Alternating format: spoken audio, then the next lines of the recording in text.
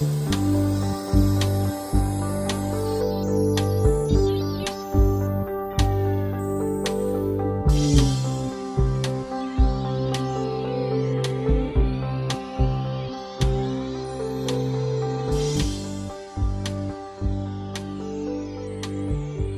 everyone, welcome to UNDB's HomeTown Science 3D Talk Series. I'm Tessa, and today we are presenting a panel discussing with a discussion on aging and wellness, ways science can help.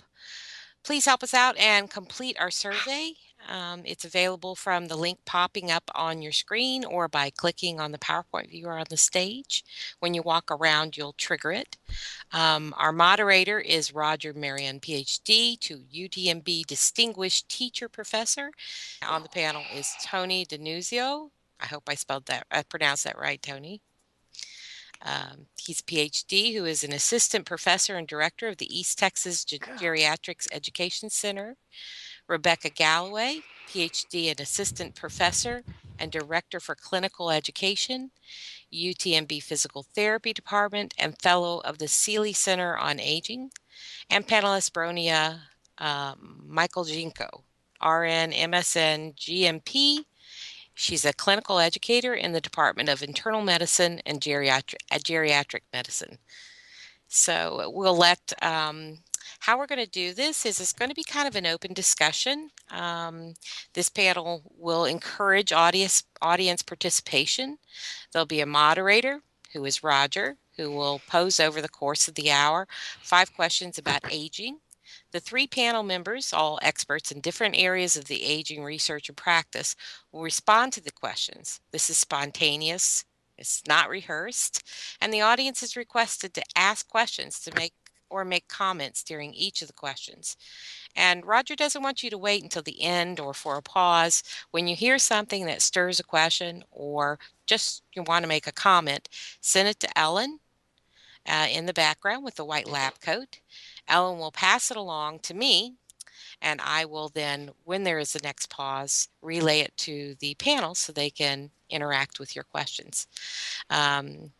Your questions and comments are funneled through me and Ellen because we are using Skype as to give us superior audio for the film we're doing, to make the video stream. And you hear us in SL, but we don't hear you because we have to keep our volume turned down on our voice so we don't create echo. So that's why we have the roundabout way for input. But we've done this a lot and it really works really well. So we really do want your participation. Okay, Roger, it's up to you.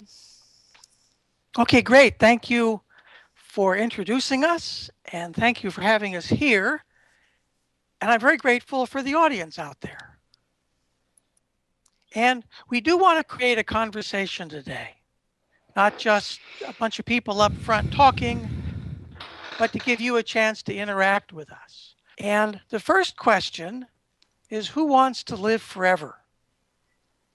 And this kind of relates to the question that becomes an issue as one gets older, is how long are we supposed to be here? And under what circumstances? So the question is, what's the trade-off between healthcare, wellness, and lifespan? And I just want to throw that out to the panel for their thoughts. Who wants to live forever? Well, I think I'm going to go ahead and start by just kind of talking about what's in the literature as far as if there was no disease and that as far as lifespan is concerned, it would be somewhere around the age of 120. But unfortunately, as far as disease and disuse is concerned, it's like it has limited our lifespan. I'm not sure that many of us want to live to 120, but certainly I think that most people would like to live into their 85s and 90s, as long as they're healthy and functional. Yeah, this is Rebecca. My thoughts about the age were really drawn more towards what we think of as chronological age, and then we have really more of a functional age, or estimations of age based on how well we're able to think and do things that are related to quality of life. In the physical therapy realm, we have what we call a slippery slope of aging that is in a way connected to quality of life.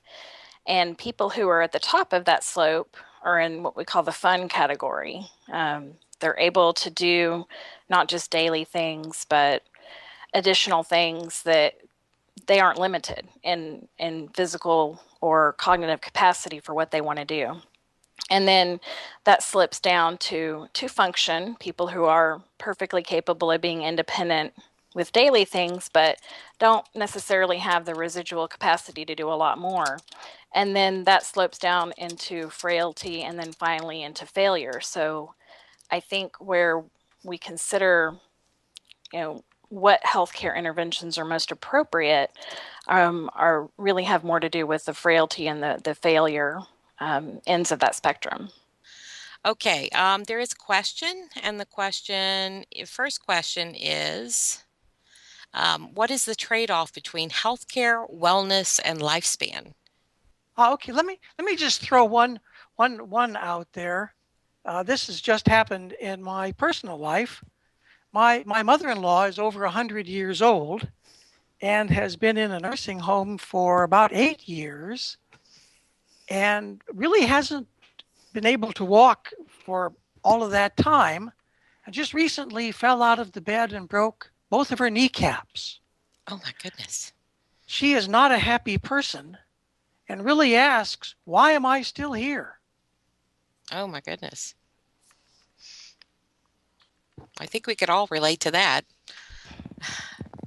Gentle Harone says kneecap fractures are bad news. Owie, owie, owie. Yes, yeah. Lucky Woodget wants to ask, we die when we are just babies, really. And Havana, oh, can never say my name right. Me too, but only if I'm independent, wants to live forever. Ola La Ordinary says, I think we fall back on acting our age as we are getting closer to death. When we talk about living forever, I think we mean living in a healthy, vibrant body. Nobody wants to be old and broken. Very true. Right, yeah. And I think one of the issues that comes up with this is that we often hear about medical science keeping people alive, or family members keeping people alive, well beyond that point of quality. And, really the question is, what's the exit strategy? Is there a way to get out of life with grace, charm, when living here is no longer a lot of fun? I think that's very tricky with the nature of chronic diseases and of comorbidities that that gradually take one's life rather than suddenly. Because I think that theoretically, a lot of people would like to stay functional and healthy, and then have this distinct and sudden event that ends things without pain. The downside to that also is that there's not an opportunity for preparation of saying goodbye to people either. So that's the other side of the coin. When people know that something imminently is probably going to end in a number of weeks or months, or even a few years, I do hear patients and families a lot of times take that time to prepare and to focus on things that they want to do with the last bits of their life. And that was Rebecca Galloway. I wanted to let everybody know she's the brunette up on the stage. Bronia next to on the left-hand side of the couch with the blonde hair and the glasses, and we have Tony on the right-hand side. So that will help everybody understand who's everybody. Gentle Harone says one big issue is who gets to define quality of life. It should not be anyone besides the autonomous person. Yet we've seen research among first responders that they are less likely to resuscitate someone who is paralyzed versus someone who appears to be able bodied. They even will tell you that this is, quote, because I would not want to live like that, unquote. But maybe the paralyzed person is satisfied with her quality of life in a wheelchair. I was thinking of this as a very ethical. This is under the topic of ethics. When a person's life gets to a certain point where, how do we decide that something needs to be done? We like to think that we can prepare for something or any event that can happen that would diminish or really have a negative impact on quality of life by putting the paperwork together, like advance directives and power of attorney, and have somebody set up. But when something happens, for example, with a very minor or simple surgery, and something goes wrong, and the issues come up where we've seen this a lot. When do we pull the plug, and how do we deal with hydration, or feeding, or anything? I don't think that anyone has really figured all that out. They're trying to come up with some kind of, whether there's policies involved, and something that can get families involved in making decisions when there is something that is so negative that it really impacts the quality of life. Okay, so that leaves us with the question from Lucky: is it a good concept? What we lose function all our lives, but can't run and bounce around like a little kid, and I can't think as fast as an undergrad, and I'm not even old yet. The question is, how much is a good person willing to put up with? It will depend upon the person.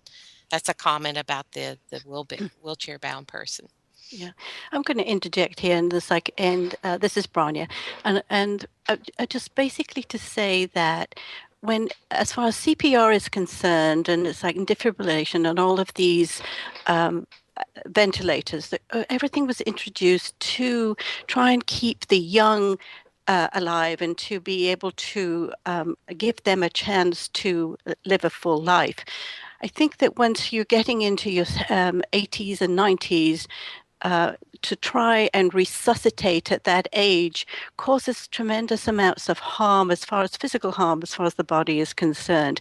When we're looking at that resuscitation, probably about 2% of people actually survive for maybe up to 6 months, and then they die. So it's like, as far as resuscitation in the elderly has not been very successful, and it does create more suffering as far as those elderly people are concerned. So we're not seeing a tremendous amount of benefit from that resuscitation. Whereas, for somebody that's young, then yes, do everything that you can. But it's like there comes a point where, what is our goal? What is our goal as far as life is concerned? And it's like, and I guess also looking as far as, is life just being able to breathe and continue, even if it's in a wheelchair or where you're very, very dependent, or is it? And I guess it relates very much to, you know, quality of life and being functional and being able to enjoy life. Certainly, as far as aging is concerned, I hear an awful lot of people, and my mother's 90, and she'll tell me that, my brain still is at an age of like 40, but she says my body is no longer functioning at the 40 years of age, and she's having difficulty trying to get that together. And it's like, but she also tells me that, I'm 90 years of age, and she says, and every day she tells me I'm still here, but she says I am ready to go on to the next world, because she says I'm curious to find out what's next. The second question is, who wants to die from a broken hip? And one of the things we notice is, as we get older, sometimes, often, we lose function. Balance becomes a problem. Bones somehow change and break on us. Sometimes a small injury can lead to a death. We hear of everyone dying from a broken hip. That's not really what they die from, but it's often a precipitator of other things, kind of a cascade at the end of life. Rebecca, to start off with talking about rehabilitation and those potentials for the elderly. Okay. Can you hear me all right? I can. Okay. Yeah, I hear you. So some descriptive statistics from the Centers for Disease Control for patients in the U.S. with a hip fracture. 20% do die within 1 year of their injury. So that's quite a bit. That's 1 in 5. It's certainly not everyone, but it's a lot. About 1 in 3 of patients with a hip fracture who were independent before the fracture will still be in a nursing home for more than a year after that fracture. And that's pretty astounding. The risk, obviously, of having a hip fracture goes up exponentially with age. And the highest risk category, obviously, is those 85 years and older. One of the most challenging things about hip fractures is, there really aren't simple fractures at all. And depending on where the fracture occurs in the hip and whether it's in, to what degree the fracture interrupts the vascular supply as well, there are different surgical approaches to repairing hip fractures. But any of those approaches, regardless of what they are, all result in some types of precautions. So if a patient has let's say a hemiarthroplasty and part of the joint is replaced, well, they're not going to be able to put full weight, obviously, right away on the leg after. They may be weight bearing as tolerated, or they may have restricted weight bearing on that leg, but they're going to definitely have some type of movement precautions. So they're not going to be able to bend and move for a few months after surgery the same way that they could before, which makes mobility and retraining mobility much more difficult. And then you add pain on top of that. People who have other types of bone repair, not the joint replaced, but hardware put into the hip to stabilize it, are definitely going to have restricted weight bearing while that bone heals. And that makes it incredibly difficult for that person to relearn how to get up and stand and walk while relying heavily on upper body strength that they really haven't probably been developing beyond what they have to do with their arms in a non-weight bearing capacity.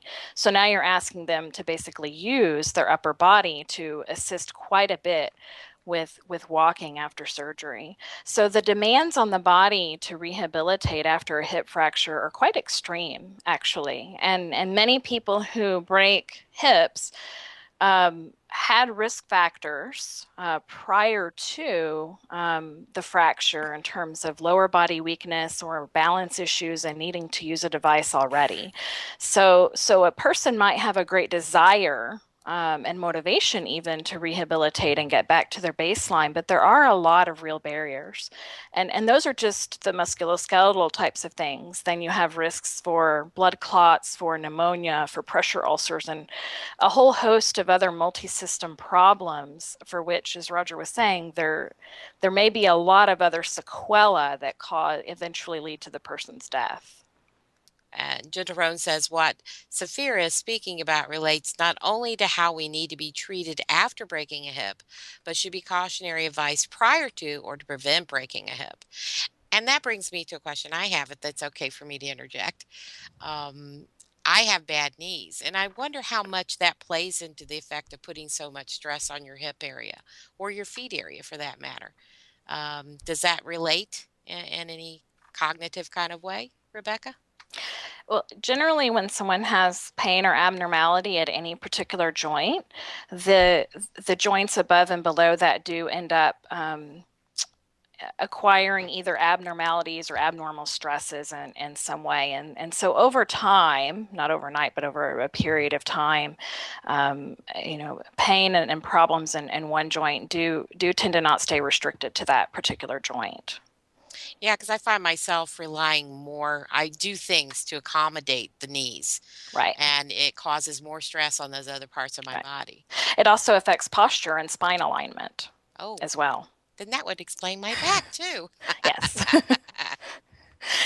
Yes. So part of the treatment is not just in rehabilitation isn't just looking at the particular isolated ailment, but in screening the entire body for other potential issues that are going on as a result of that, or issues that may have precipitated that problem.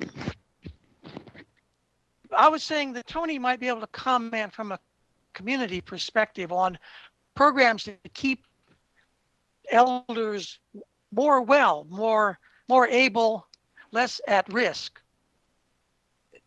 Obviously, it varies community to community. What we try to find are the kinds of resources that provide, support for those that are having difficulty. Okay, in this case, we're going to talk about falls or having a hip replacement, possibly due to a fall or a degeneration of a hip. There's going to be restricted mobility. There's going to be functional decline.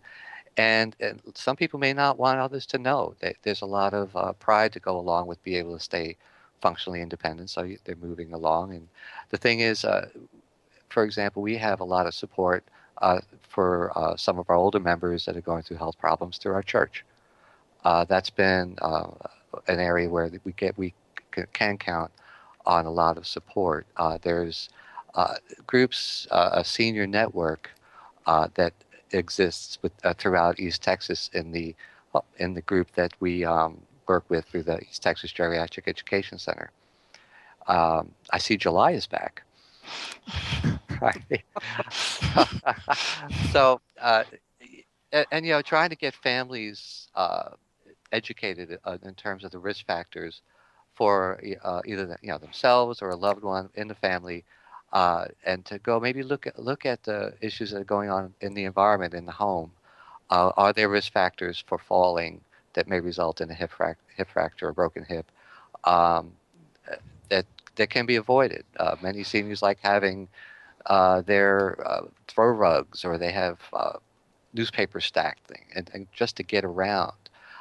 So that needs to be assessed, and there's ways of doing that. Sometimes we can get with social workers to go and do a home assessment, and that is something that may be able to reduce risks for falls. Uh, if they're seeing their doctor and there's some concerns that there's more gait issues or pain, then they need to have that addressed uh, eh, through possibly what Rebecca does so well with physical therapy. That suggests some. There's probably plenty of others, but those are the main ones I know of. If one can find community exercise classes in their community that are affordable, particularly things that have proven evidence such as Tai Chi, those types of things prior to an injury for prevention of disability, for maintaining balance and flexibility and strength. Those types of things are available in different formats and through different agencies and communities, but are helpful to look at.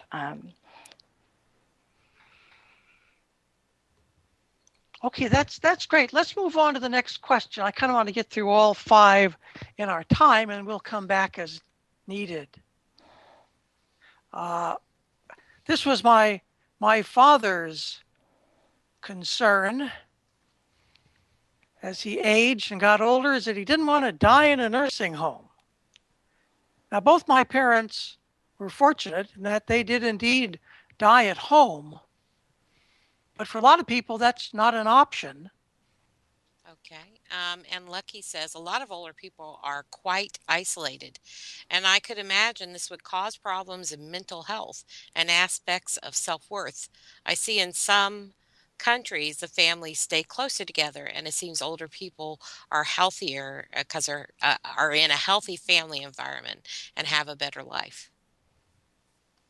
Yeah, I agree. I think the first thing that comes to mind with staying out of a nursing home, or what we call generally aging in place, which is the environment of of your choice, usually somebody's home, their own home, rather than a family member's home. But that's an option sometimes too. But strong social network between family or friends or community, or as Tony mentioned, churches or other community resource centers. But finding as many resources as you can for an older person, so that there's not this reliance on one other person to be doing everything for that older adult, I think is really important. Yeah, I think that there's a lot more uh, social isolation among older adults in the community than we could ever imagine. We can try to have uh, programs where we visit them during Christmas and provide them with a basket of gifts if they get on some kind of listing or something. But I see it all the time just walking around town, see an older person trying to get down the stairs just to get their newspaper, and it's a huge thing to just try to move around and do something. The thing is, how much help do they have? Do they have their families close by? Obviously, we're in an area in a time where there's more geographic distance among family members. Children are moving further away in many cases, so they're not living in the same town, and so that would be hard to provide that kind of support with from that kind of distance. So th- I don't know how, whether they can go out and actually trust new things that might be available to them. They have to be able to hear it from other people that this is something that would be worthwhile and safe to do. I think I see a lot of seniors who feel that being at home is the safest place they can be. They won't go out at night, possibly because of fear of crime. So I don't know if this has to do with living in a nursing home, but there are the options for them to possibly, like if they're they can afford something like assisted living. If they're independent enough but need some care, assisted living facilities are a very good option. Have another says some of us will end up without family to take care of us. The Mhm. problem is navigating the marketplace to hire assistance that is honest and reliable. And yeah, that's very true and affordable. Some of us are not religious and do not want to use faith based care. My parents, while they died at home, were both in wheelchairs for 10 years due to strokes. And I lived across the country, and we dealt with hiring people to help them for that decade. And in the end, we were so very lucky to actually find 3 people who provided 24-hour care for about the last 4 or 5 years. But getting to that point was a trial and tribulation and extremely difficult. The resources in that area are very marginal. Yeah. Zatara Shepherd says there are excellent elderly care facilities and awful ones. People have to check out facilities carefully before going there.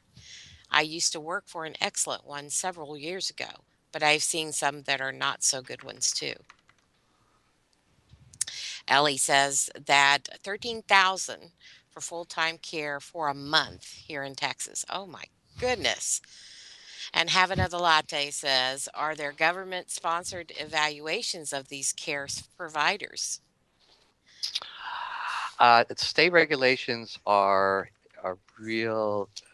They get pretty overextended, and I think there's a lot of people that feel that there's just a lot of excuses in terms of like there's so much money involved.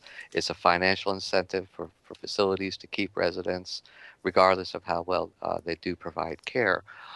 If you want to look at home health care, before going into possible nursing home care, they do provide skilled nursing care in a home setting. The question again is, well, so how good are they? What level of care can they provide that is adequate?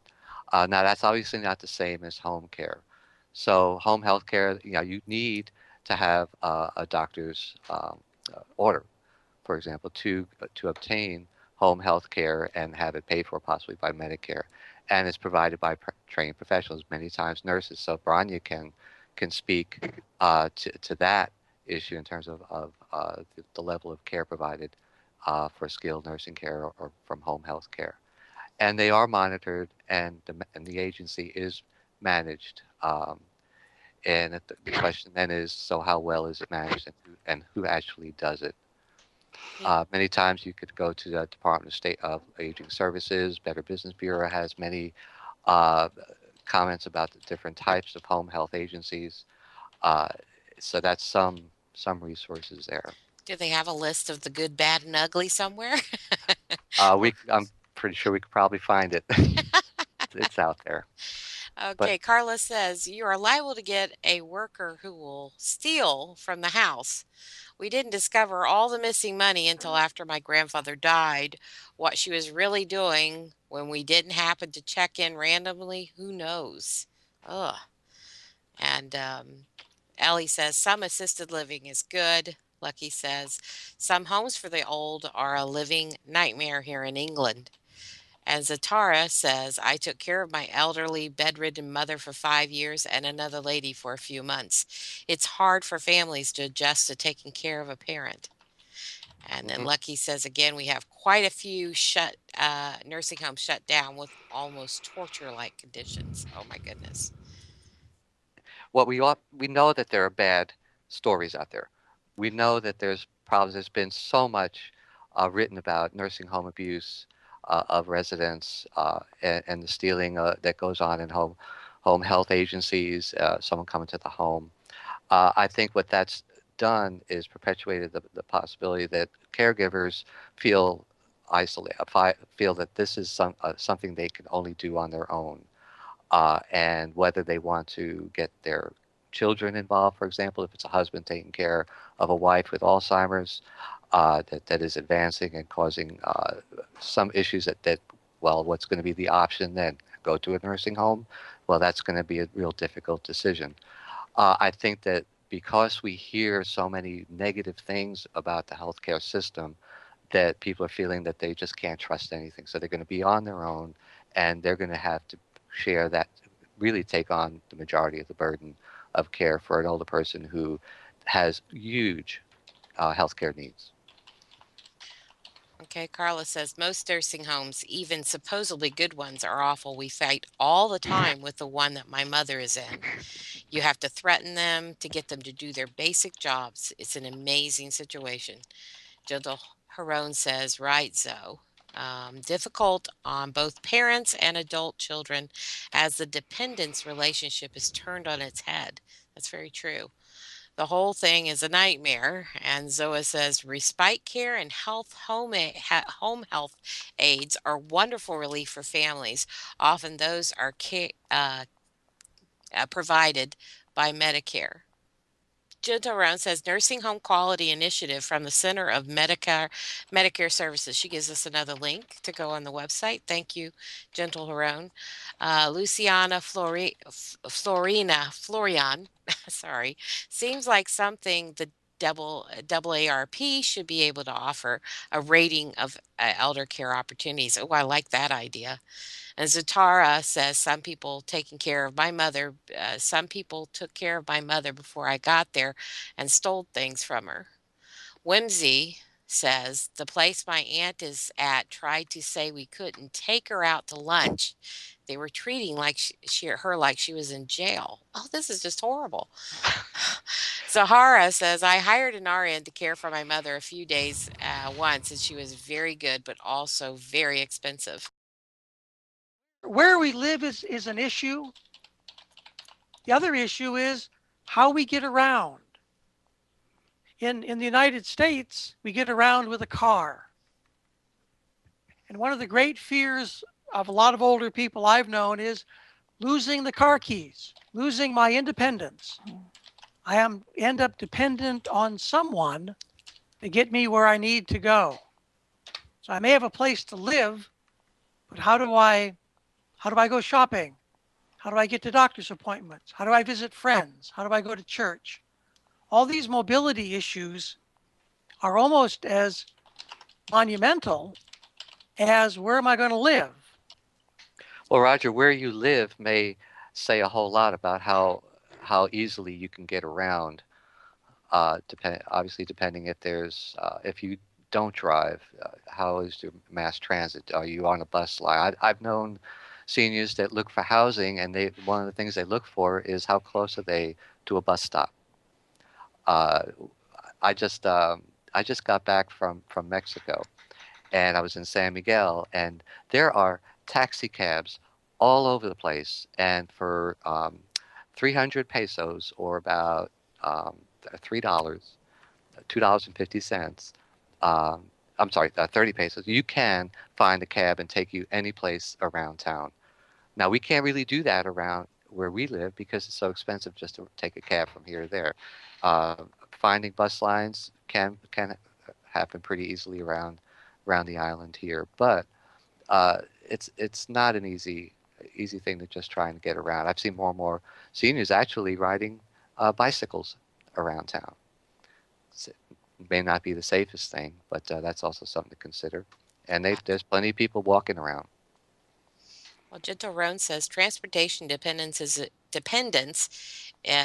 a crucial barrier. Medicare's durable medical equipment requirements are for mobility and needs inside the home.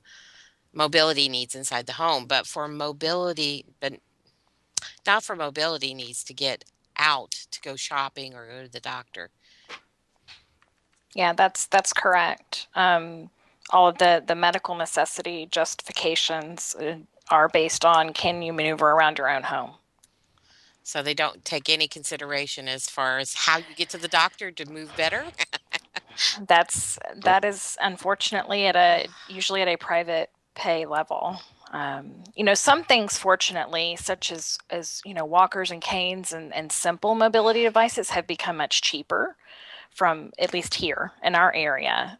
You can buy those things at local drugstores and Walmart and places like that now, whereas you used to only be able to buy those things at equipment supply stores. So some improvements have been made as far as simple mobility, but as far as driving and actually getting to distances further, which honestly is probably the hugest issue for people in rural areas, right? We're getting to the physician's office may require a half hour or more commute, and where public transportation is less likely to be an option. I think that there's real potential for isolation and for low levels of medical care in certain geographical areas more than others. But even in cities, people can feel helpless and isolated in their homes and have real difficulty asking for help, or feel embarrassed to ask for the help, or not have a few dollars extra to be able to pay for public transportation. Yeah, and Zatara says, as good as care as I can give my mother, she felt like I was keeping her in a prison just because she had been told so socially active and independent for a disability. Many disabled elderly are depressed too. Mm-hmm. It is a good idea, though, to when older adults are looking at transportation options for public transportation, to ask questions about accessibility. I know in Galveston particularly, there are options for, rather than going on the regularly scheduled vans or buses, there are options to call and make appointments for handicapped accessible transportation for a few dollars to doctor's appointments that you can schedule ahead of time. And so different communities may have different things, but knowing the right questions to ask when you call a public transportation department, I think is important to know, well, can I get in there timely and safely with my walker or in a wheelchair? Yeah, That I have my own car, and I couldn't imagine not just being able to go out and do what I need to do, to have to wait for a schedule. That would feel very confining. and I agree. Rebecca's exactly right, and those are very good points in terms of having the transportation services that are available on the island, and they're very friendly, and they'll come out from their vans and help get seniors onto the van safely, and get them to where they need to go. That's my experience with so many that I've seen. It's great. Um, Brony, I think we have your voice working now in World. Oh, you can hear me now? I think so. I see green dots and green Okay. echoes. All right. I guess we got it fixed. So Oh, did you good. want to contribute? It's like I've been lost in trying to figure this out. Okay. I'll go on and say some statements. Oh, somebody said maybe tricycles, big tricycles for the elderly work better, no tipping over. And Carla said something about she thought this was going to be about, let me see, for some reason I thought today we were going to talk about things like telomere lengthening and pluripoint cells and nanotechnology, but this is an interesting discussion, so we've won her Well, over. well, I could talk about telomere lengthening if you want, but I What wouldn't is want more. that? I have no idea, but we'll go off on another thing. We'll try that for another day. Chromosomes. It's all chromosomes. Oh, okay. And that's supposed to be an indicator possibly of a person who may be at risk for Alzheimer's, depending on the length of So a can you get telomere. tested for that now?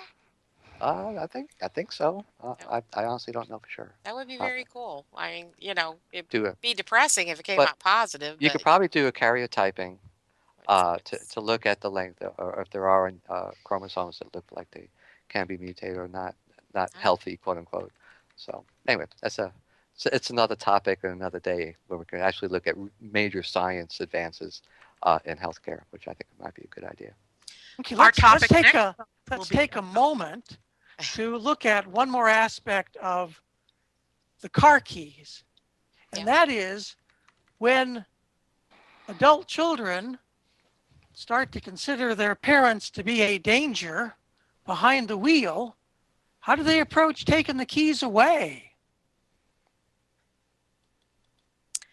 That would be a big one.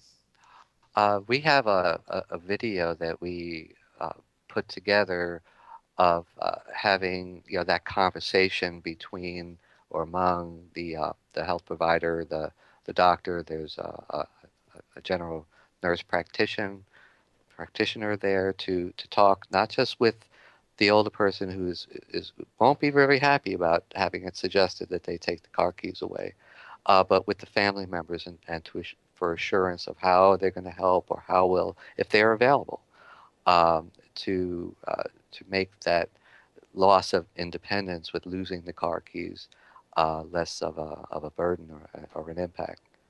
But it's a very difficult conversation to have, and it's done with a lot of empathy and a lot of understanding, and it's just not something that is taken lightly by the health providers. Well, there's two comments. As Zatara says, now I am a senior and I live in an area that is not served by the paratransit, and the nearest bus stop is 3 miles away, too far for me to walk on rural roads. I have no car now. Sometimes I get rides or I'd starve. Affordable service is hard to get. Wow, that's difficult.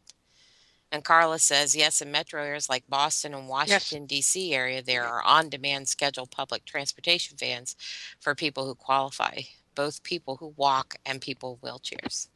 yeah, there are those services in rural areas, but they don't cover everywhere. It gets rather tricky. Let's move on to the last question. An annoyance that almost everyone has. Why do I have to repeat this? Every time you see a different physician or go to a different clinic, you have to tell them the same life story again and again and again. And you wonder, why don't these people share any information or coordinate anything that they do? And Brania, since you're in a hospital situation, how's teamwork going these days?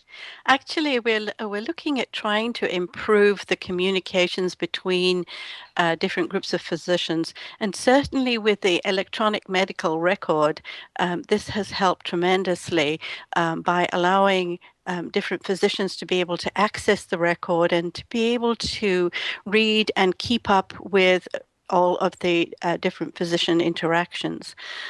Certainly, we're also looking towards care coordination so that one person is looking and listening to all of the conversations, and helps to keep that process smooth, so that the patient is not having to repeat the same information over and over again. But certainly, at this time, we're still a little bit fragmented relating to that conversation, but it is improving, and it is something that we're looking at to try and improve. Has that technology, like the tablets and stuff, made any headway in that Oh, area? absolutely, yeah, because it's like with the tablets, you're able to access the electronic record, which then, you're able to see everything that has been done, and the last conversations and notes from the last physician interaction. But it's like one of the problems that I'm seeing with it is that oftentimes the physician tends to be locked in the computer more than they are paying attention towards the patient. So, Well, Gentle Yeah. Heron says perhaps the problem is that with 15 minutes time slot for patient appointments, it's not possible for the doctor to read back through all the records. That's also another good point. Yeah, as working as a physical therapist, in academic, but also in a hospital setting, I can concur with the challenge of our older adults have extensive medical and life stories to get through, and we're really unfortunately not allotted more time for people who are more medically complex to get through those extensive chart reviews. So it is a matter of prioritizing. But I agree that it is much more helpful now to have electronic medical record with lots of history and things like that, rather than having solely paper charts that you may not have physical access to. But I'll also say that there are certain times, and this is coming from some of the things that I test to measure as a physical therapist, that I may have an intentional reason for repeating something, not necessarily something from basic history, unless I think there's a cognitive issue with the person. But even then, I try to make it transparent to that person that I understand that you've been through this before. Here's the reason why we're doing it again. So, for example, some of the functional test and measures that we do, being able to pick up on small changes in those performances can add great value to the functional trajectory of a person. And so there are often times where I'm not repeating something like an MRI or an X-ray or anything like that. I don't do that, but there are certain aspects of a rehabilitation assessment that there's good reason for repeating it. But again, I try to let the patient and the family know why it is that I'm doing that, and how that information may be of value to them. And I think anytime as healthcare providers we connect the data to the meaningfulness or the value or what they're getting out of it, or how that helps inform our treatment planning, that can minimize the frustration with doing a test even once or repeatedly. Uh, if someone may see, their doctor and thinking they're going to be seeing them, when really a resident in training will come in for training purposes. Here's somebody, and maybe they've looked at the charts, maybe they've had the time. What they're training for is to make sure they have good documentation of what the issues are, and can they identify the main reason that the patient is there, and listen and understand what the patient is actually saying between the lines, if there's something there that they need to be aware of. And like the comment said, it may have a lot more to do with something going on within their lifestyle than something immediately apparent. Well, I know I've been going to doctors a lot lately, and I'm thankful for it at one point, but another I hate to hear the news of it, but it's taken me almost a year to get through all the issues I have to be dealt with, and still haven't got all the X-rays I need to do. It's really quite daunting to get the doctors to really get on board and work together. Is there anything on the horizon for collaborative medication where, like, I, as a patient, could get all my doctors in a call together? Is that done, or is there a reason not to do that? so they No, can you know, coordinate their efforts together? one would think that would be the way people work, and a lot of people have proposed that, but rarely does that happen on an ongoing basis. I want to kind of pull this to a close as the hour is coming near, but I also want to give a moment for any urgent questions that somebody in the audience has been sort of carrying along that maybe didn't fit in with what we were talking about. So let's take the last couple of minutes here for some open questions and any comments that any panel maker or audience participant would like to make. Like he's saying, it was a really fast hour, and that's usually good news. That means we've done a good job. And Gentle Heron, or Heron, maybe I should be saying Heron. Somebody mentioned I'm probably saying it wrong. An excellent and well-informed panel. Thank you. And I want to remind everybody, Alan has let me know, next month's talk is at the end on the science of how environmental hormone impersonators disrupt signaling in your cells. Now that sounds really wild. I would love to be there for that one too. Okay, and our last point is we want you to complete a survey, and it's very important to us.